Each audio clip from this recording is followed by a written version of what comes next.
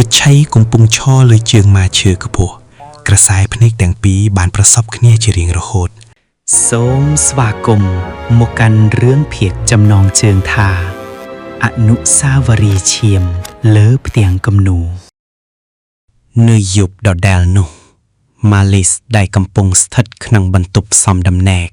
បានសម្រេចចិត្តចុងក្រោយមួយដើម្បីរក្សាសេចក្តីថ្លៃថ្នូររបស់នាងបានបដិសេធ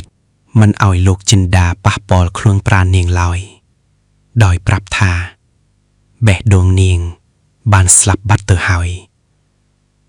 ការឆ្លោះប្រកែកគ្នាបានកើតឡើងយ៉ាងខ្លាំងក្លារហូតដល់លោកចិន្តាបានចាកចេញពីបន្ទប់ទាំងខឹងសម្បាម៉ាលីសអង្គុយយំម្នាក់ឯងក្នុងភាពងងឹតសម្លឹងមើលទៅទិសដៅផ្ទះរបស់វិឆ័យដោយការនឹកនាជាពើកម្លាំងនាងមានអារម្មណ៍ថាមានខ្យល់ត្រជាក់មួយយ៉ាងបក់កាត់មុខបាសកាយហាក់ដូចជាវិញ្ញាណរបស់វិឆ័យមកលានាងជាលើកចុងក្រោយនាងមិនដឹងឡើយថានៅពេលនោះវិឆ័យបានលាจากលោកនេះទៅហើយដោយបន្សល់ទុកត្រឹមតែផ្ទាំងគំនូរឈាមមួយប៉ុណ្ណោះប្រហែលថ្ងៃក្រោយមកដំណឹងមរណភាពរបស់វិឆ័យបានដឹងដល់ត្រជាម៉ាលីសតាមរយៈអ្នកបម្រើដែលលួចឮគេនិយាយគ្នាម៉ាលីសមានអារម្មណ៍ថាពិភពលោកទាំងមូលបានរលីបាត់ពីមុខនាងដួលសន្លប់បាត់ស្មារតីភ្លាមនៅពេលដឹងខ្លួនឡើងនាងបានព្យាយាមរត់ចេញពីផ្ទះដើម្បីទៅរកវិឆ័យប៉ុន្តែត្រូវបានឪពុករបស់នាងហាមឃាត់យ៉ាងដាច់អហង្ការអុកញ៉ារិទ្ធបានប្រាប់នាងថារឿងរ៉ាវរបស់ជាងគំនូរមណ័តនោះត្រូវតែបញ្ចប់ត្រឹមនេះដើម្បីកុំឲ្យប៉ះពាល់ដល់កិត្តិយសស្វាមីរបស់នាងម៉ាលីសរស់នៅតទៅទៀតដោយគ្មានវិញ្ញាណនាងមិននិយាយមិនសើចហើយតែងតែសម្លឹងទៅមើលមេឃដោយភាពឯកោនាងបានក្លាយជាស្ត្រីដែលមានគ្រប់យ៉ាងប៉ុន្តែគ្មានអ្វីសោះក្នុងបេះដូងសារ៉េតបានលួចយកផ្ទាំងគំនូរឈាមនោះទៅលាក់ទុកនៅក្នុងបន្ទប់សម្ងាត់ក្រោមដីនៃរោងភាពយន្តលុកតាមបណ្ដាំរបស់វិឆ័យគេបានមើលថែរក្សាគំនូរនោះយ៉ាងល្អដោយសង្ឃឹមថាថ្ងៃណាមួយម៉ាលីសនឹងមានឱកាសបានឃើញវារូបភាពម៉ាលីសក្នុងគំនូរហាក់ដូចជាមានជីវិតជានិច្ចព្រោះវាត្រូវបានគូរឡើងដោយឈាមដែលចេញពីបេះដូងពិតរាល់ពេលដែលសារ៉េតមើលគំនូរនោះគេតែងតែនឹកឃើញដល់ភាពរីករាយរបស់មិត្តទាំងពីរកាលពីពេលដែលស្នេហានៅផែមល្ហែមពេលវេលាចាប់ផ្ដើមបន្លាយទៅមុខប៉ុន្តែរឿងរ៉ាវនៃអនុស្សាវរីយ៍ឈាមលើផ្ទាំងគំនូរ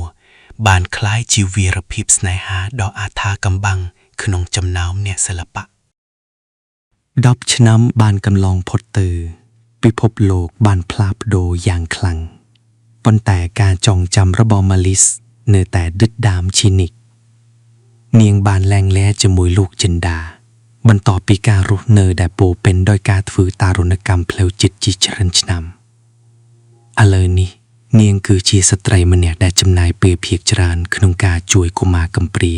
និងការងារសប្បុរសធម៌ដើម្បីរំលែកទុក្ខសោកនាងនឹងដែលរៀបការម្ដងទៀតឡើយដោយរក្សាភាពស្មោះត្រង់ចំពោះវិឆ័យជារៀងរហូតថ្ងៃមួយនាងបានសម្រេចចិត្តត្រឡប់មកទីក្រុងភ្នំពេញវិញដើម្បីស្វែងរកដាននៃស្នេហាដំបូងរបស់នាងបានដើរទៅកាន់រោងភាពយន្ត Lux ដែលឥឡូវនេះមានសភាពចាស់ទ្រុឌទ្រោមជាងមុននៅមុខរោងភាពយន្តម៉ាលីសបានឃើញបុរសម្នាក់ដែលមានវ័យចំណាស់ម្នាក់កំពុងតែអង្គុយជួសជុលរូបភាពយន្តចាស់បុរសម្នាក់នោះគឺជាសារ៉ិតដែលបានរងចាំវត្តមានរបស់នាងអស់រយៈពេលជាច្រើនឆ្នាំមកហើយនៅពេលឃើញម៉ាលីសសារ៉ិតបានស្គាល់ភ្លាមហើយទឹកភ្នែករបស់គេបានស្រក់ចុះដោយក្តីរំភើបជាទីបំផុតគេបានប្រាប់ម៉ាលីសថាគេមានរបស់មួយយ៉ាងដែលត្រូវប្រគល់ឲ្យនាងដែលជារបស់ដែលវិឆ័យបានបន្សល់ទុកមុនពេលលាចាកលោកម៉ាលីសមានអារម្មណ៍ញាប់ញ័រពេញក្នុងខ្លួននាងដើរតាមសារ៉ិតចូលទៅក្នុងបន្ទប់ងងឹតមួយដែលពោរពេញដោយធូលីដី សារ៉េតបានបើកស្បៃគ្របចេញពីផ្ទាំងគំនូដ៏ធំមួយដែលធ្វើឲ្យម៉ាលីសស្ទើរតែឈប់ដកដង្ហើមនៅពេលឃើញរូបភាពខ្លួនឯងទោះបីជាពេលវេលាកន្លងផុតទៅជាច្រើនឆ្នាំប៉ុន្តែពណ៌ក្រហមនៃគំនូនោះនៅតែភ្លឺរលោងដូចជាទើបតែគូររួចថ្មីម៉ាលីស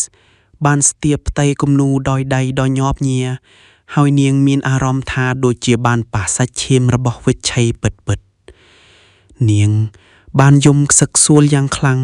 នៅពេលដឹងថាវិឆ័យបានលះបង់អ្វីខ្លះដើម្បីរក្សារូបភាពរបស់នាងទុកវិឆ័យហេតុអ្វីបងធ្វើបែបនេះនាងពោលពាក្យនេះទាំងក្តីវិបដិសារីយ៉ាងជ្រាលជ្រៅ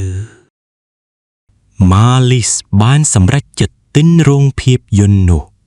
ហើយកែប្រែវាឲ្យទៅជាសាមន្ទាសិល្បៈដាក់បង្ហាញផ្ទាំងគំនូឈាមនោះនាងចង់ឲ្យពិភពលោកដឹងពីស្នេហាដ៏អស្ចារ្យនិងសោកនាដកម្មដែលបានកើតឡើងនៅទីនេះផ្ទាំងគំនូនោះបានคล้ายជាចំណាប់អារម្មណ៍របស់មនុស្សគ្រប់គ្នាដែលគ្រប់គ្នាហៅថាគំនូដែលមានវិញ្ញាណ